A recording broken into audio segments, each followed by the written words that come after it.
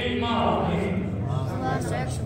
جس کے دل میں منافقت پیدا ہو جاتی ہے اس کو ایمان کا احساس نہیں ہوتا۔ جو لوگ نبی کی گستاخی کرتے ہیں تو اللہ تعالیٰ توبہ کی توفیق چھین لیتا ہے۔ بے شک شیطان سب سے بڑا علم رکھنے والا، جنت میں جانے کی دعائیں سناتا تھا، اس میں اعظم بتاتا تھا لوگوں کو، خود نکال دیا گیا۔ کیوں؟ نبی سے بغاوت کیا، اس لیے جنت سے نکال دیا۔ اسی لیے کہا ہے نہ تخت و تاج پر تقویٰ نہ جو دو اتقا پر ہے، نہ تخت و تاج پر تقویٰ نہ جو دو اتقا پر ہے، ہمارا نام جو کچھ ہے محمد مصطفیٰ صلی اللہ علیہ وسلم نہیں ہے تو حج و زکات وغیرہ سب بیکار ہے۔ صحیفہ کوئی ہو مثل قرآن ہو نہیں سکتا، منافق کو کبھی احساس ایمان ہو نہیں سکتا، نہ ہو تعظیم جس کے دل میں سرکار دو عالم کی عبادت لاکھ وہ کر لے مسلمان ہو نہیں سکتا، نہ ہو تعظیم جس کے دل میں سرکار دو عالم کی عبادت لاکھ وہ کر لے مسلمان ہو نہیں سکتا۔ پیارے دوستوں ٹائم نہیں ہے، بہت سے لوگ بھوکے ہوں گے، سوچتے ہوں گے امام صاحب جلدی چھوڑے چلے جائیں، سبحان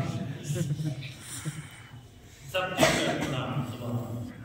تو اللہ رب العزت نے اس قرآن مقدس کو اپنے بندوں کی رشد و ہدایت کے لیے پیدا فرمایا،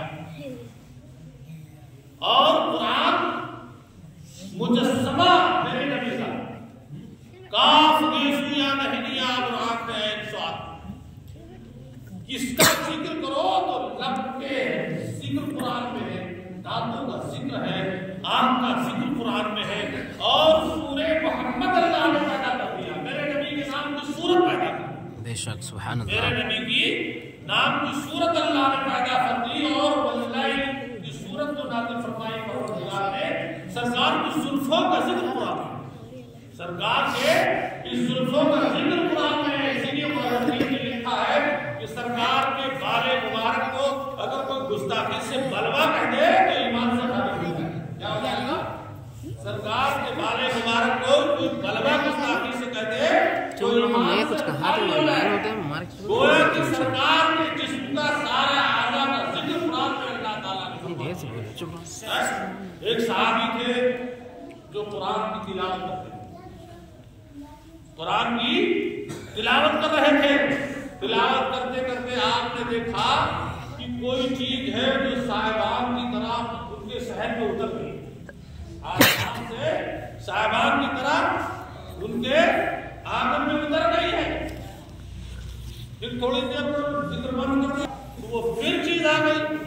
اور اتنی قریب آئی، فرمایا آپ نے کہ اس قندیلوں کی طرح روشنی اس میں تھی، جیسے ستارے چمک رہے اس طرح سے روشنی اس میں سے آ رہی تھی، اور قریب آ گئی اور قریب آ گئی۔ اللہ صحابیت کرتا ہے یا رسول اللہ کہ میرا بیٹا قریب سو رہا تھا اور میرا گھوڑا قریب بندھا ہوا تھا، میں نے سوچا دیکھا کہ جب وہ چیز صاحبان کی طرح اترتی ہے تو گھوڑا دیکھ کر اسے اچھلنے لگا اور بہت تیز تیز اچھلنے لگا، یا رسول اللہ مجھ کو اندیشہ ہوا کہ کہیں گھوڑا اچھل اچھل کر میرے بیٹے کو تکلیف نہ پہنچا دے، تو یا رسول اللہ میں نے اس کا پڑھنا بند کر دیا، اور جب میں نے پڑھنا بند کر دیا تو چیز آٹومیٹک غائب ہو گئی۔ سرکار نے فرمایا سنا جانتے ہو کیا ہے؟ صحابی کو ارے نبی کو اللہ نے علم غیب تھا، میرے مصطفیٰ نے ارشاد فرمایا، اب کوئی بے دین ہوتا تو کہتا سرکار کو کیسے پتا چلا، جبریل آوے تو بتاوے تو سرکار کو پتا چلے، خرابات میں مت بتاؤ، میرے نبی کے علم غیب کو مانو کہ اللہ نے اپنے میں وما ہوا الغیب بتانی، اللہ نے فرمایا کہ میرا محبوب غیب بتانے میں بخیل نہیں، جس کے پاس روپیہ ہو سکتا خرچ کرے تو لوگ کہیں گے بخیل ہے نہیں خرچ کرتا، جس کے پاس نہ ہو تو کوئی بات نہیں ہے، اس کا مطلب اللہ جو فرما رہا ہے میرا نبی غیب بتانے میں بخیل نہیں ہے، اس کا مطلب غیب کا ذخیرہ ہے میرے مصطفیٰ میں۔ سرکار نے ترنت بتایا کہ اگر تم اس قرآن کا پڑھنا بند نہیں کرتے تو کیا ہوتا، جیسے کہا یا رسول اللہ فرمائے تو کہا آسمان سے فرشتے اتر آئے تھے تمہارے آنگن میں، اگر تم قرآن پڑھتے رہتے تو فرشتے تمہاری آنکھوں سے چھپ نہیں پاتے، جبکہ فرشتے ہمارے دائیں بائیں ہیں، دائیں کرتے بائیں کرتے فرشتے لگے لیکن ہم دیکھ نہیں پاتے ہیں، ہماری آنکھوں میں وہ روشنی نہیں کیوں رہتے تھے، لیکن سرکار نے فرمایا کہ اگر تم پڑھتے رہتے تو وہ اس طرح فرشتے آ جاتے سامنے کہ تمہاری نظروں سے چھپ نہیں پاتے، اور تم نے پڑھنا بند کر دیا تو اللہ تعالیٰ نے ان کو واپس کر دیا، فرشتے واپس کر دیا۔ سمجھ لو، تو قرآن گھر میں پڑھو، سورہ بقرہ، اللہ اکبر، سورہ فاتحہ ام القرآن ہے، سن لو، وقت زیادہ نہیں ہے، زیادہ گفتگو کریں گے تو بہت لوگ گھبرا جائیں گے۔ سورہ فاتحہ وہ چیز ہے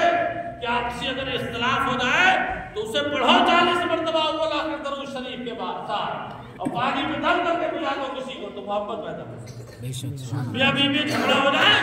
40 مرتبہ سورہ فاتحہ پڑھو، کسی میٹھی چیز پہ پڑھ کے دم کر کے کھلا